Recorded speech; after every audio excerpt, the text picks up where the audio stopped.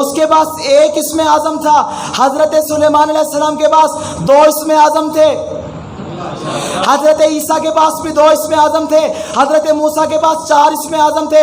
حضرت ابراہیم کے پاس 8 اسم اعظم تھے. حضرت نوح کے پاس 14 اسم اعظم تھے. حضرت آدم کے پاس 25 اسم اعظم تھے. راوی نے کہا مولا دنیا میں کوئی ایسی ہستی بھی ہے جس کے پاس سارے اسماء اعظم ہوں؟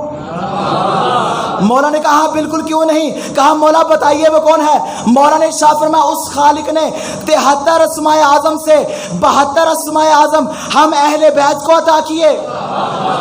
راوی نے کہا مولا اس نے سارے 73 کے 73 آپ کو عطا کیوں نہیں کیے؟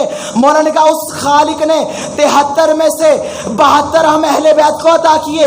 ایک اسم اعظم اللہ نے اپنے پاس رکھا ہمیں نہ دیا تاکہ فرق باقی رہے. وہ خالق ہے ہم اس کی مخلوق ہیں.